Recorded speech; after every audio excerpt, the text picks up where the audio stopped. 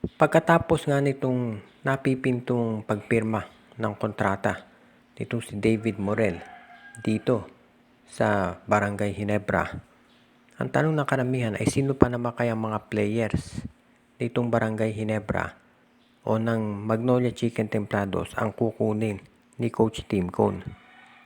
Hindi pa natin syempre masasabi yan dahil ang lahat ng ito ay nakadepende doon sa magiging takbo ng mga negotiations at syempre doon sa mga free agents at marami pang ibang factors. Pero ang paniwala kasi nung iba, itong si David Morel, kaya yan pinakawalan nitong Magnolia ay dahil siya ay kinakailangan ng Barangay Ginebra dahil nga nagkaroon ng maraming injury. Sa tingin ko, kung sakali nga mangyari yan at totoo, kinakailangan kaya na itong Magnolia ay mamigay ulit ng panibago pang mga players. At ang tanong ay sino pa kaya? Dahil sa ngayon, kinakailangan din natin tignan na itong Magnolia, meron din silang mga sariling pangangailangan ng mga players. Nakikita naman natin yan at sinabi ng mga insider na big man ang kinakailangan nila. Pero sa ngayon, kinakailangan nila na magkaroon ng options.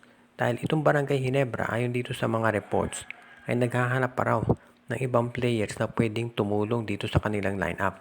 Small forward daw ang hinahanap ng Barangay Ginebra. So anong ibig sabihin nito? Si Calvin Abueva kaya ang gusto nilang makuha dyan mula sa Magnolia Chicken Templados dahil ito ay small forward. O di kaya si Rom De La Rosa. Baka naman big man din hinahanap ng Ginebra dahil alam natin matanda na si Japet Aguilar. Pwede kaya itong si James Laput naman ang kukunin nila o itong si Abu Tratter. Ibig sabihin, marami tayong nakikita dito na posibleng mangyari pagdating sa Barangay Ginebra at sa Magnolia. Totoo hindi sila pwedeng mag-trade ng derechahan dahil sister teams yan.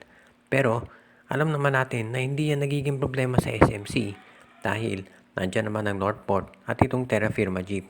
Kaya sa tingin ko, dito natin makikita talaga kung itong Magnolia ay magbibigay daan ulit dito sa Barangay Ginebra.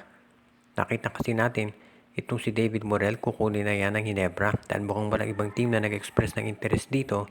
At ang tanong ngayon kung itong Magnolia ay i-release din yung iba nilang players katulad nila Abu Tratter at itong si Jackson Corpus at yung iba pa at ito'y mapunta sa Barangay Ginebra.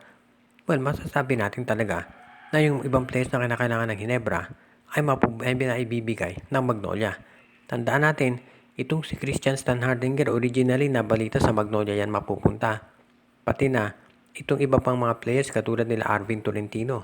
Pero ang latest report na lumabas, of course, alam natin si Stan Hardinger napunta sa Ginebra at ngayon ito si Arvin Tolentino ay doon na rin ibabalik.